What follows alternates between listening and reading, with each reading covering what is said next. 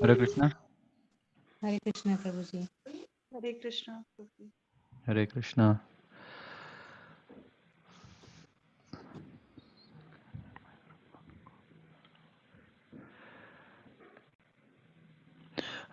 Can you please let me know if you can hear me clearly? Yes, Prabhuji. Yes. Okay. Om Gyanatimrandhasya Gyananjanasalakaya Chakshurunmilitam Gyana Tasmai Shri Gurave Namaha. Sri Chaitanya Manobhishtam Sthapitam Yena Bhutale Swayam Rupa Kathamahim Dadati Swapadantikam. Nvam Vishnupadaya Krishna Pristaya Bhutale Srimate Bhaktivedanta Swaminiti Namne Namaste Saraswati Deve Gauravani Pracharane Nirvisesha Sunyavadi Paschata Destarne जय श्री कृष्ण चैतन्य प्रभु नित्यानंद श्री अद्वैत गदाधर शिवसदि गौर भक्त वृंद हरे Krishna Krishna Krishna Hare Hare Hare Ram Ram Ram Hare Hare. Reading from Śrīla Prabhupāda-līlāmṛta Volume 1, Chapter 16. Free to Preach. Here I am now sitting in New York, the world's greatest city. Such a magnificent city, but my heart is always hankering after that Vrindavan. I shall be very happy to return to my Vrindavan, that sacred place. But then, why are you here now? Because it is my duty. I have brought some message for you people, because I have been ordered by my superior, my spiritual master. Whatever you have learned, you should go to the Western countries and you must distribute this knowledge.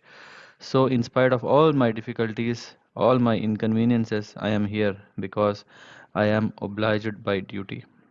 From a lecture by Srila Prabhupada. Room 307 was never meant for use as a residence or ashram or lecture hall. It was only a small, narrow office without furniture or a telephone.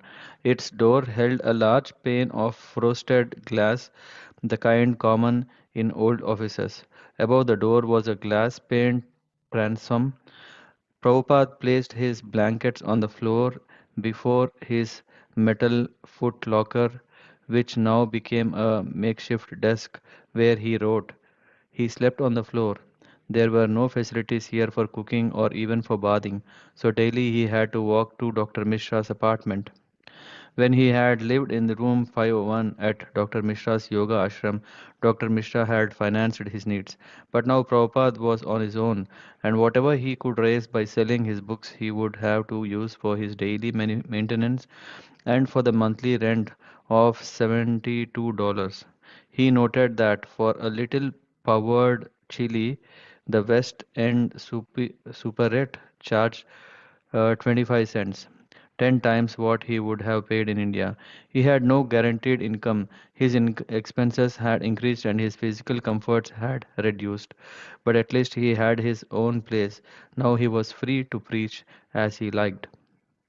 He had come to America to speak about Krishna, and even from the beginning he had found the opportunity to do so, whether at an informal get together in Agarwal's living room or before a formal gathering at the Butler's Lions Club, Dr. Norman Brown's Sanskrit class, Dr. Mishra's Yoga Society, or the Tagore Society.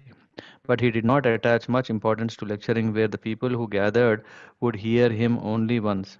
This was the main reason he wanted his own building in New York, so that people could come regularly, chant Hare Krishna, take prasadam in his company, and hear him speak from Bhagavad Gita and Srimad Bhagavatam. Moving out of the yoga studio into the small office downstairs gave Prabhupada what he was looking for, his own place. But not even ephemerically could that place be called a temple. His name was on the door. Anyone seeking him there could find him. But who would come there? By its opulence and beauty, a temple was supposed to attract people to Krishna, but room number 307 was just the opposite. It was bare poverty. Even a person interested in spiritual topics would find it uncomfortable to sit on the rugless floor of a room shaped like a narrow railroad car. One of Dr. Mishra's students had donated a reel-to-reel tape recorder, and Prabhupada recorded some of his solitary bhajans, which he sang to his own accompaniment of hand cymbals. He also recorded a long philosophical essay, Introduction to Gita Upanishad, even if no one attends. Srila Bhakti Siddhanta Saraswati had told him, "You can go on chanting to the four walls." But since he was not free to speak his message in the new situation God had provided, he decided to lecture 3 evenings a week, Monday, Wednesday, and Friday, to whoever would come. His first audience consisted mainly of people who had heard about him or met him at Dr. Mishra's yoga studio. And despite the poverty of his room, the meetings became a source of new life for him. March 18. He expressed his optimism in a letter to Sumati Morarji. I am very much encouraged when you wrote to say, I feel that you should stay there until you fully recover from your illness and return only after you have completed your mission. I think these lines dictated by you are the words of Lord Balakrishna expressed through your goodness. You will be pleased to know that I have improved my health back to normal and my missionary work is nicely progressing. I hope my project to start a temple of Sri Sri Radha Krishna will also be realized by the grace of Lord. Since I came to New York from Butler, Pennsylvania, I have rented the above room at $70 per month and am delivering lectures on Bhagavad Gita and Srimad Bhagavatam, accompanied by Sankirtan, and the American ladies and gentlemen come to hear me. You will be surprised to know that they do not understand the language of Sankirtan, yet they hear with attention. The movement which I have started here is completely new to them because the Americans are generally acquainted with the Indian yoga gymnastics as performed by some Indian yogis here. They have never heard of the bhakti cult of the science of Krishna before, and still they are hearing me. This is a great success for me. Outside the closed windows of room 307, the late winter night has fallen. Prabhupada's words are punctuated with the muted sounds of car horns and occasional sirens from the street, and sometimes by the startling chords of a lonely foghorn on the Hudson. Although bare, the room is warm. Prabhupada is speaking on the second chapter of Bhagavad Gita. Now Arjuna is perplexed. He is perplexed about whether to fight or not to fight. After seeing in front of him his relatives with whom he was to fight, he was perplexed, and there was some argument with Krishna. Now, here is the point: Krishna is the Supreme Personality of Godhead. Prabhupada's voice is earnest, persuading. Sometimes his speech becomes high pitched and breaks with urgency. His cultured British diction bears a heavy Bengali accent. Suddenly, he pauses in his lectures and addresses someone in the room. Prabhupada, what is that? Man, what? What is this book? Well, this is a translation of Bhagavad Gita. Prabhupada is obviously displeased that while he is speaking, someone is looking through a book. This is hardly like the respect offered to learned speakers described in the Srimad Bhagavatam. Well, no, you can hear me. I am hearing. Yes, don't turn your attention, just hear me. He is taking the role of a teacher correcting his student. Of course, there is no compelling reason why any of his casual guests should feel obliged to obey him. He simply begs for their attention and yet demands it. Just here, as he attempts to convince them of Krishna consciousness. You have heard that one must accept the spiritual master after careful examination, just as one selects a bride or a bridegroom after careful examination. In India, they are very careful because the marriage of boys and girls take place under the guidance of parents, so the parents very carefully see to it. Similarly, one has to accept the spiritual master. It is necessary. According to Vedic injunctions, everyone should have a spiritual master. Perhaps you have seen a sacred thread. We have got sacred thread. Mr. Cohen, you have seen sacred thread? Prabhupada pauses. His audience has not noted the thin white cords he wears beneath his shirt across the upper part of his body. For thousands of years, Brahmanas in India have worn such threads placed diagonally across the torso, looped over the left shoulder, and down to the right waist. A Brahman holds his thread in his right hand while chanting the sacred Gayatri mantra 3 times a day. But this is all strange indeed to Americans. Prabhupada himself is exotic to them. His grey chadar wrapped around his shoulders, he sits cross-legged and erect on a thin pillow, and they sit facing him on the other side of his trunk, which now serves as a desk and l- le- lectern. They are close together in the narrowness of the room. He is frail and small and foreign to them, yet somehow he is completely assured in a way that has nothing to do with being a foreigner in New York. Visitors sense his strong presence. Two white lines of clay run neatly vertical on his forehead. His pale peach cloths are gathered in loose folds around his body. He pauses only a few seconds to inquire whether they have seen a sacred thread. That sacred thread is a sign that a person has a spiritual master. Here, of course, there is no such distinction, but according to the Hindu system, a married girl also has some signs so that people can understand that this girl is married. She wears a red mark so that others may know that she is married. And according to the division in the hair, what is this line called? Part. Part. What is the spelling? Part. Part. This parting also has some meaning. They know English and he knows the Gita, but he knows a good deal of English, whereas they know practically nothing of Gita, which he has to spoon feed to them. But occasionally he asks their help in English vocabulary. When the part is in the middle, then the girl has her husband and she is coming from a respectable family. And if the part is here, then she is a prostitute. With a slight gesture, he raises his hand toward, but never really reaching his head. Yet, somehow, the half gesture clearly indicates a part on the side of head. And then again, when a girl is well dressed, it should be understood that she has her husband at home. And when she is not well dressed, it is to be understood that her husband is away from home. You see? And a widow's dress, there are so many symptoms. So, similarly, the sacred thread is a sign that a person has accepted a spiritual master, just as the red mark symbolizes that a girl has a husband.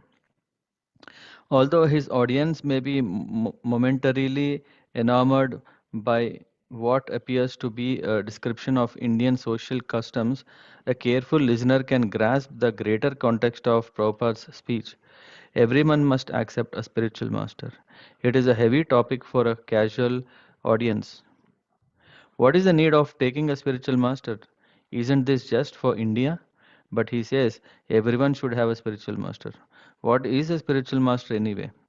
Maybe he means that accepting a spiritual master is just another cultural item from Hinduism, like the thread, or the part in a woman's hair, or the widow's dress.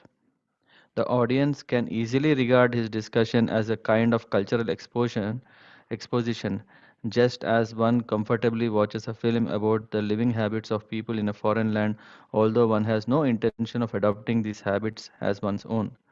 The Swami is wearing one of those threads on his body, but that's for Hindus, and it doesn't mean that Americans should wear them. But these Hindu beliefs are interesting. Actually, Prabhupada has no motive but to present the absolute truth as he has heard it in disciplic succession. But if anyone in that railroad car shaped room were to ask himself, should I surrender to a spiritual master, he would be confronted by existential presence of a genuine guru. One is free to regard his talk as one likes. In every step of one's life, the spiritual master guides. Now, to give such guidance, a spiritual master should also be a very perfect man. Otherwise, how can he guide? Now, here Arjuna knows that Sri Krishna is a perfect person. So, therefore, he is accepting him. Sishyaste aham sadimam tvam prapannam. Sanskrit. No one knows a word of it, but there is never any question of Srila Prabhupada. For Srila Prabhupada. Even if they don't understand it, the transcendental sound of Shastra will purify them. It is his authority and he cannot omit it.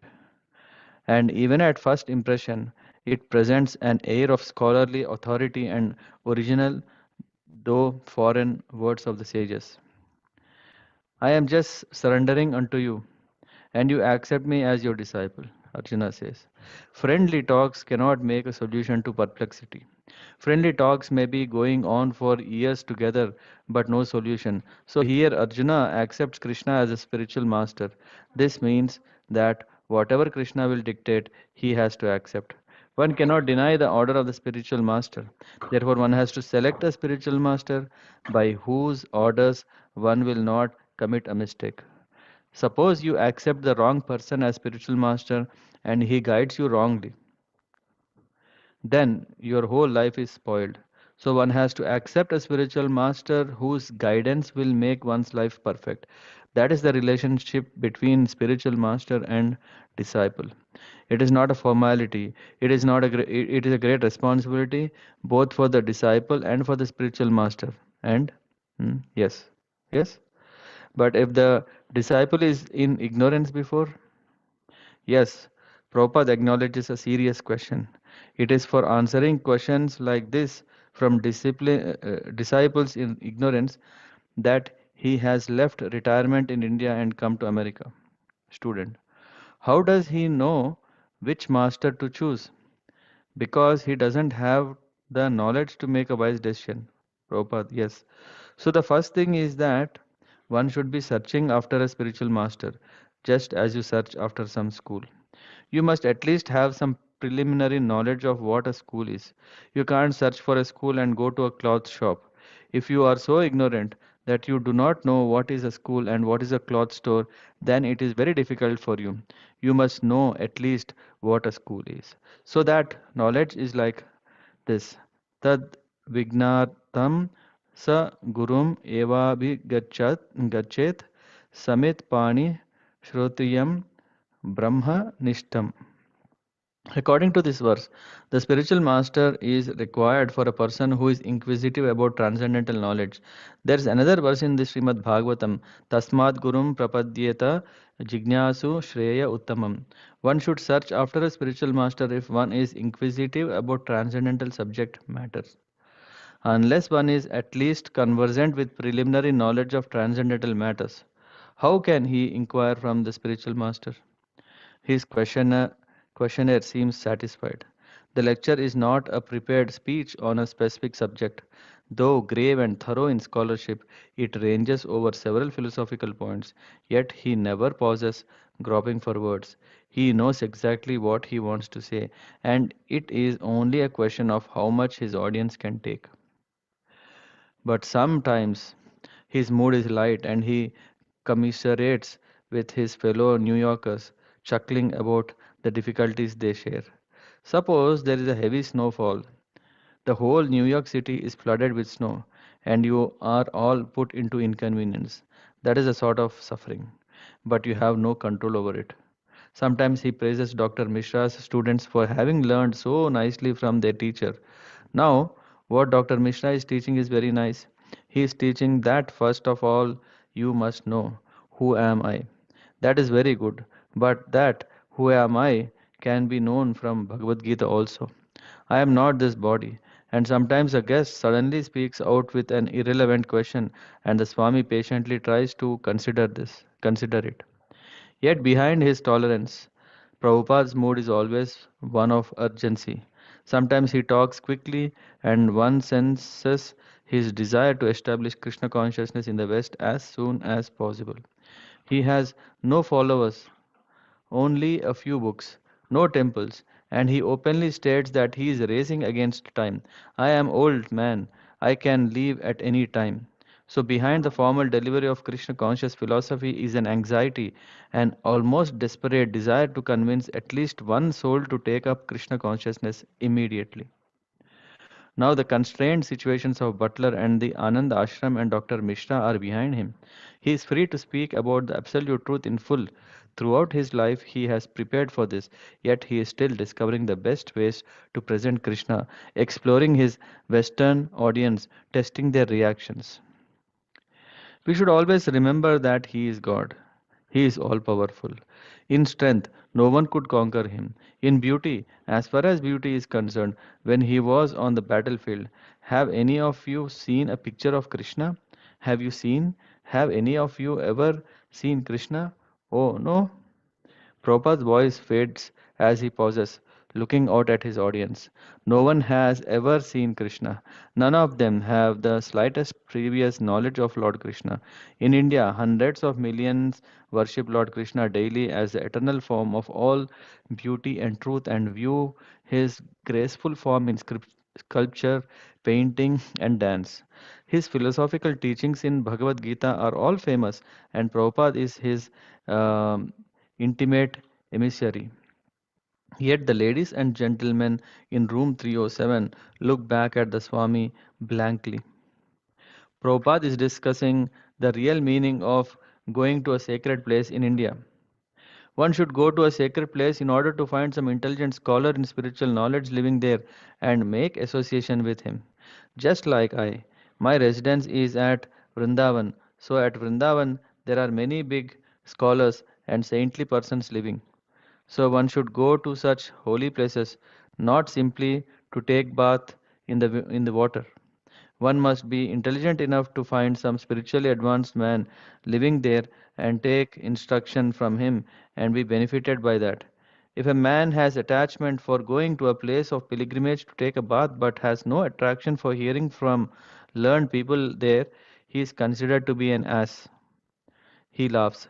Sa eva ghokaram. Go means cow and Kara means ass. So the whole civilization is moving like like a civilization of cows and asses. Everyone is identifying with the body. Yes, you want to speak? Women. In the places known as secret places? Prabhupada. Sacred. Yes. Women. Is it sacred places? Prabhupada. Yes. Women. Isn't it also a fact that there is more magnetism because of the meeting of saints and more advanced people? Prabhupada. Oh, yes, certainly. Certainly. Therefore, the place itself has got some magnetism. Women. Yes, and when? Prabhupada. Just like at Vrindavan, that is practical. Here I am now sitting in New York, the world's greatest city, such a magnificent city, but my heart is always hankering after that Vrindavan. Women. Yes, laughs. Prabhupada. Yes, I am not happy here. Yes, I know. Hmm. Prabhupada, I shall be very happy to return to my Vrindavan, that sacred place. But then, why are you here?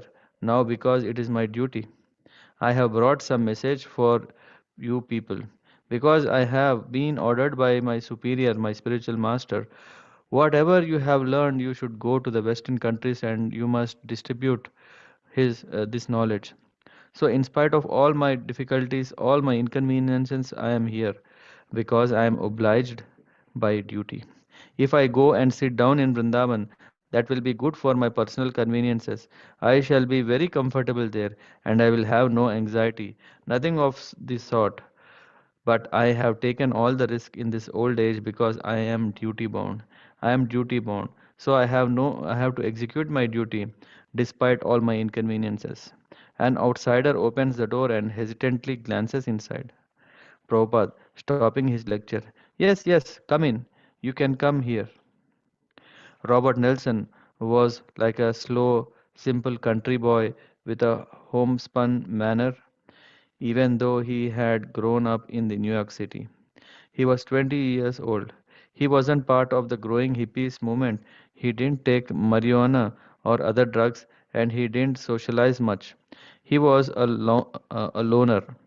He had gotten some technical education at Staten Island Community College and had tried his hand at the record manufacturing business, but without much success. He was interested in God and would attend various spiritual meetings around the city. So one night he wandered into the Yoga Society to hear Dr. Mishra's lecture, and there he saw Prabhupada for the first time. Robert. Swami was sitting cross-legged on a bench. There was a meeting, and Dr. Mishra was standing up before a group of people. There were about 50 people coming there, and he talked on I am consciousness. Dr. Mishra talked and then gave Swami a grand introduction with a big smile. Swamiji is here, he said, and he swings around and waves his hand for a big introduction. It was beautiful. This was after Dr. Mishra spoke for about an hour. The Swami didn't speak, he sang a song. Afterward, I went up to him. He had a big smile and he said that he likes young people to take to Krishna consciousness. He was very serious about it. He wanted all young people. So I thought that was very nice. It made sense. So I wanted to help. We stood there talking for about an hour. Mishra had a library in the back, and we looked at certain books, Arjuna, Krishna, chariots, and things, and then we walked around. We looked at some of the pictures of Swamis on the wall. By that time, it was getting very late, and Prabhupada said, "Come back the next day at 10 to his office downstairs." The next day, when Robert Nelson went to room 307, Prabhupada invited him in. The room was clearly not intended to serve as a living quarters. There was no toilet, shower, chair, bed, or telephone. The walls were painted a dark, dismal color. Prabhupada showed Robert the three-volume set of Srimad Bhagavatam, which Robert purchased for $16.5. Then Prabhupada handed him a small piece of paper with Hare Krishna mantra printed on it. Robert. While Swamiji was handing it to me, he had this big smile on his face like he was handing me the world. We spent the whole day together. At one point, he said, "We are going to take a sleep. We are going to take a sleep." So he lay down there by his little desk, and so I said, "I am tired too." So I lay down at the other end of the room, and we rested. I just lay on the floor. It was the only place to do it.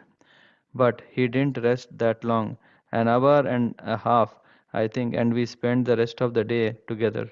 He was talking about Lord Chaitanya and Lord's pastimes, and he showed me a small picture of Lord Chaitanya. Then he started talking about the devotees of Lord Chaitanya, Nityananda, and Advaita.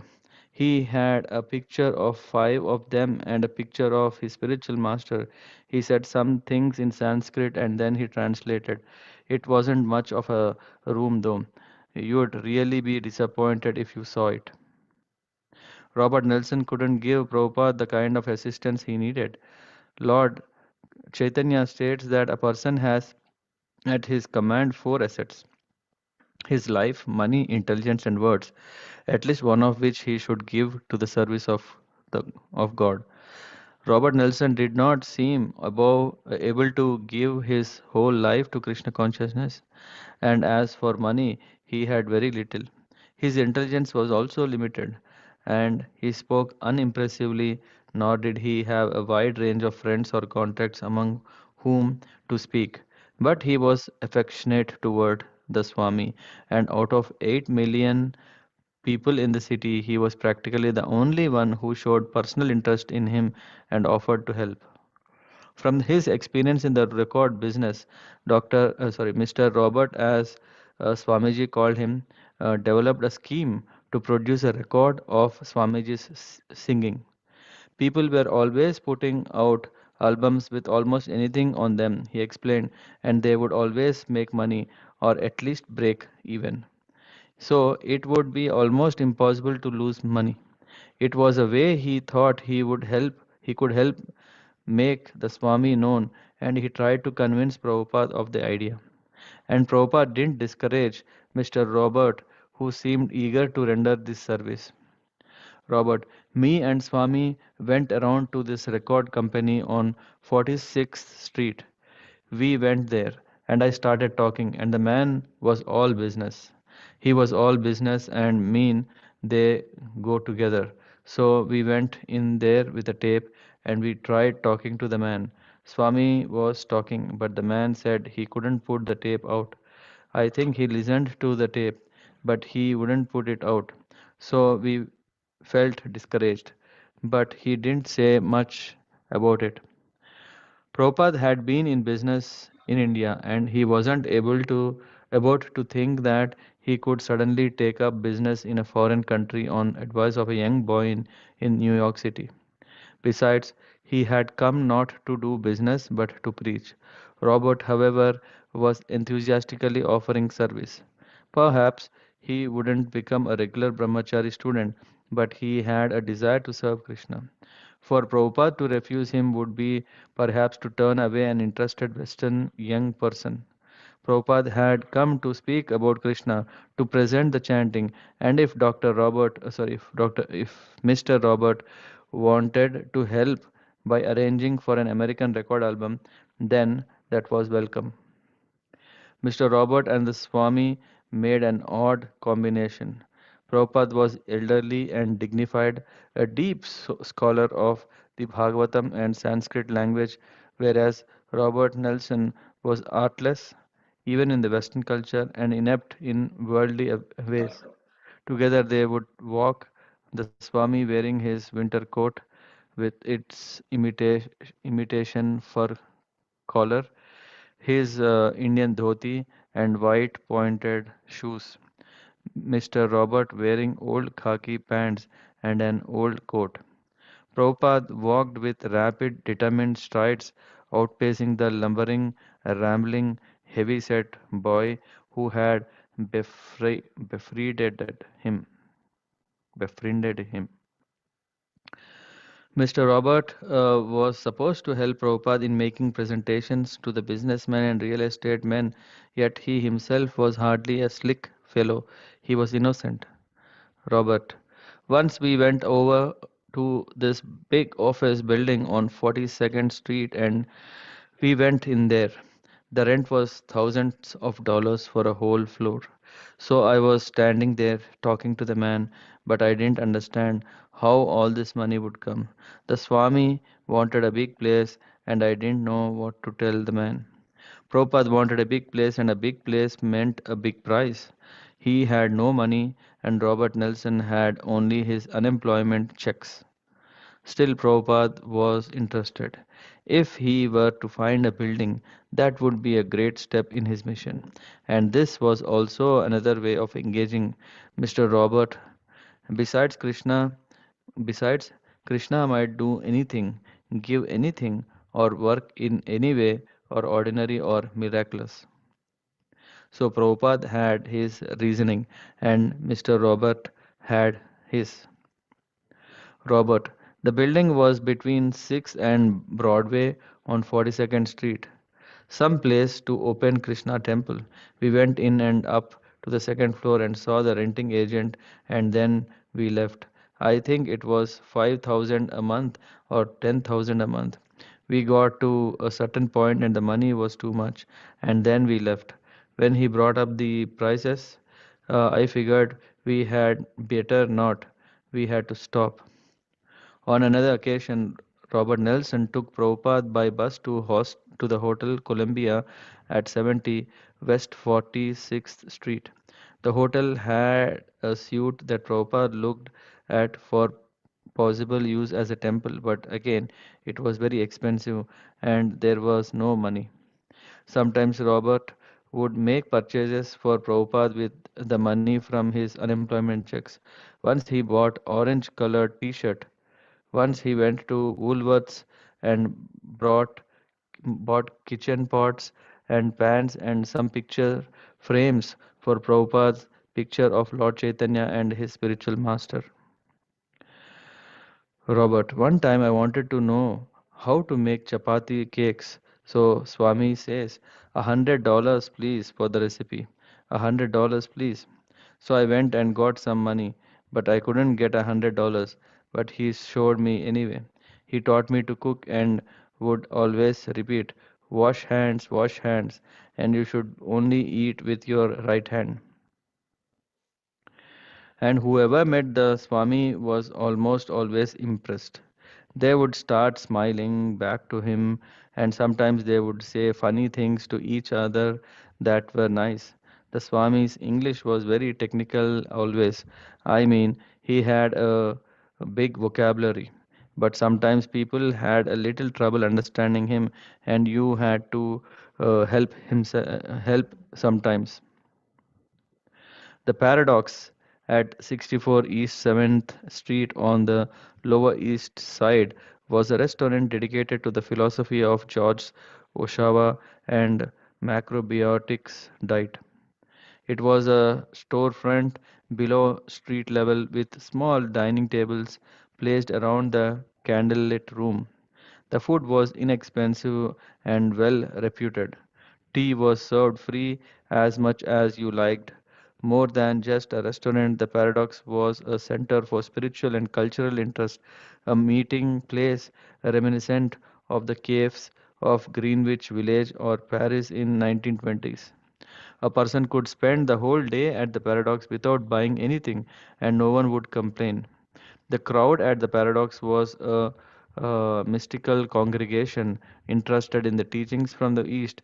When news of the new Swami uptown at Dr. Mishra reached the Paradox, the word spread quickly. Harvey Cohen and Bill Epstein were friends. Harvey was a freelance artist and Bill worked at the Paradox. After Harvey had been to Prabhupada's place at Dr. Mishra's yoga studio a few times, he came by the Paradox and began to describe all about the new Swami to Bill and other friends. Bill, I was working at the Paradox one night when Harvey came to me and said, I went to visit Mishra and there's a new Swami there and he is really fantastic.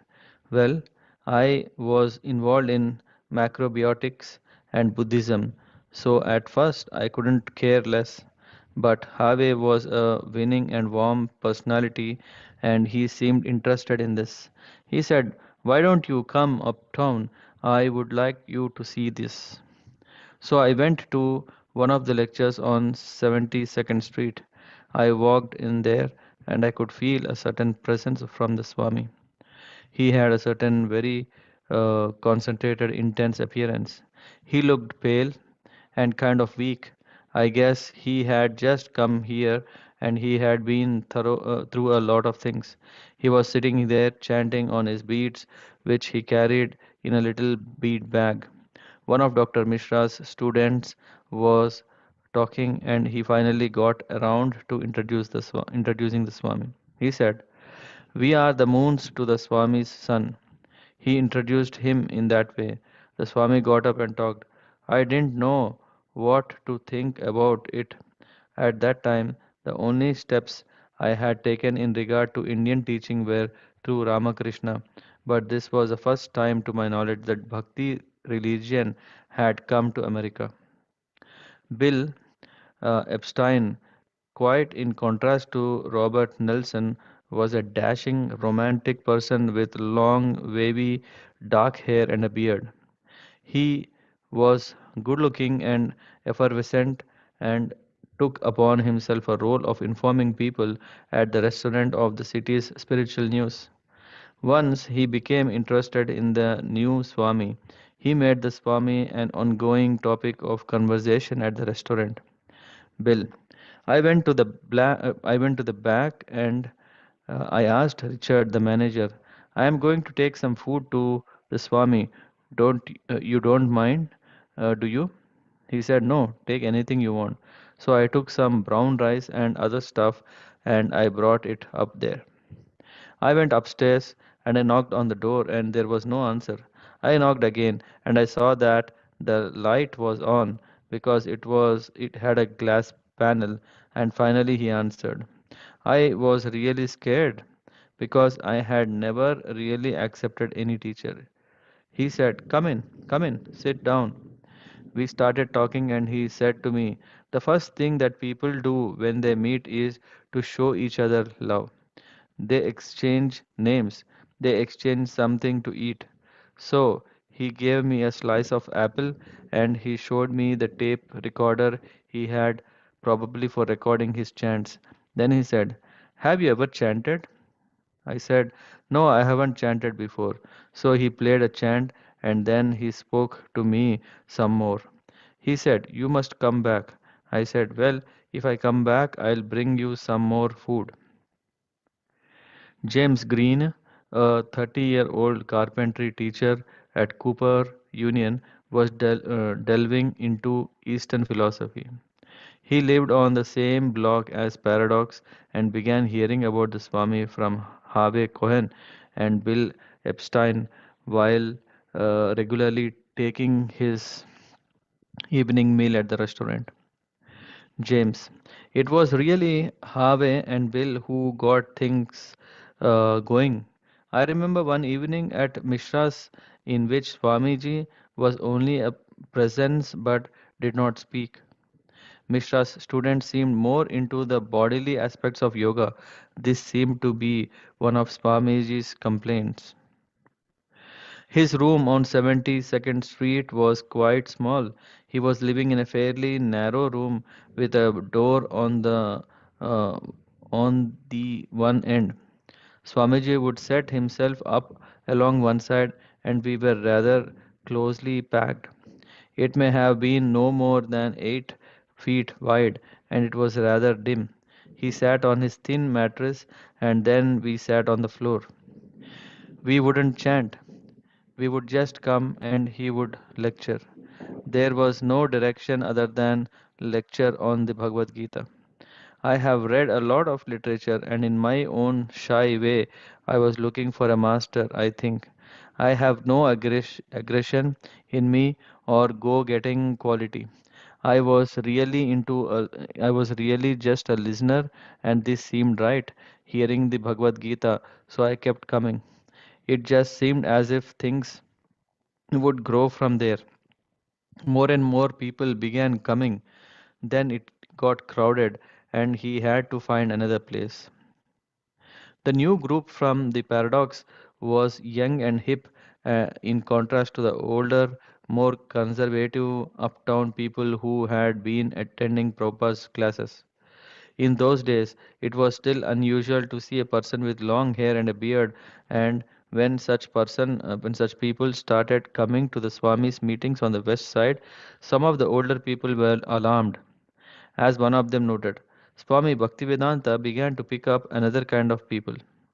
He picked them up at Bavary or some attics, and they came with funny hats and grey blankets wrapped around themselves, and they startled me. David Allen, a 21-year-old seeker who came up from the Paradox, had just moved to the city, optimistically attracted by what he had read about the experimentation with drugs. He saw the old group as a kind of fuss budgety group of older women on the west side, listening to the Swami's lectures. David, we weren't known as hippies then, but it was strange for the people who had originally been attracted to him. It was different for them to relate to this new group. I think most of the teachers from India up to that time had older followers, and sometimes wealthy widows would provide a source of income. But Swamiji changed right away to the younger, poorer group of people. The next thing that happened was that Bill Epstein and others began talking about how it would be better for the Swami to come downtown to the lower east side. Things were really happening down there, and somehow they weren't happening uptown. People downtown really needed him. Downtown was right, and it was ripe. There was life down there. There was a lot of energy going around. Srila Prabhupada ki jai, His Holiness Satsva Rupa Maharaj ki jai. Hare Krishna.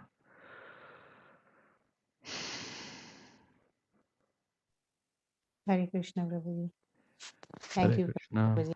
So something is moving positive, I believe. So it's the Turning Prabhupada point, huh? starting point. Where probably next You're week will happy? be more and more in the downtown. Yeah, yeah. So you're happy now. Yeah. And very nice to know about spiritual master, how to choose and everything today. Yeah, Discussion. Yeah. Thank you, that was Prabhu. very nice. Very timely, right? Yeah. Right.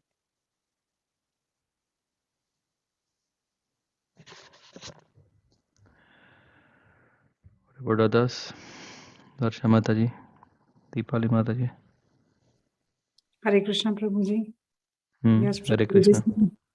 So nice. From here on, we get this feeling of when Prabhupada will get the first disciple. when I when I was reading this, so with this thought only, okay, I have to see when Next Prabhupada. chapter. So because we'll see so many ups and down conditions from here also, Prabhuji. That Yeah, yeah. means Prabhupada is amazing person. Yeah. Yeah, it's not a catwalk afterwards. It's Yes. more, just imagine, yeah, dealing with young people, drug addicts. Yeah, so But also, something also nice, Prabhuji, in them also. I don't know, means how many of us, any old person from other countries, still they were all having a spark to help Prabhupada in all their capacities. Maybe they yeah. don't know that they were not fully okay or fully known to this philosophy that, okay, let us get established, know in and out. But they were still so kind in their state, although not so wealthy, everyone not so established. So I like these initial people also so much that Yeah, yeah, this shows that, yeah, anything can happen. Yeah, yeah, usually we see a trend in India where there's a lot of attention given to rich people. Yeah, mhm. so that because then they can financially support the mission and etc. Yeah, but when it comes here, yeah, we see that Krishna consciousness is beyond classes. Yes, Prabhuji. I mean, generally we think even to start something, na, that okay, somebody substantial will Is back us, needed. then Yeah. then. But here, everybody who supported Prabhupada was just getting attached to his words and Hmm. believing that he is a good man, he is nice, we should do something. Yeah. So they were also not thinking, and even definitely Prabhupada totally depend upon Krishna's mercy. But yeah, Yeah. and huge acceptance of Prabhupada towards all of them. This is also one very nice point I like. Hmm. Yeah. Yeah. I mean, I can share one of our personal experiences, right?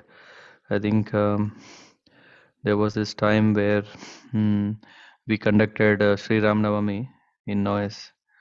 Yeah, I mean, at that time, right from finding a room and how to structure a program, who should be the chief guest, and all those things, right?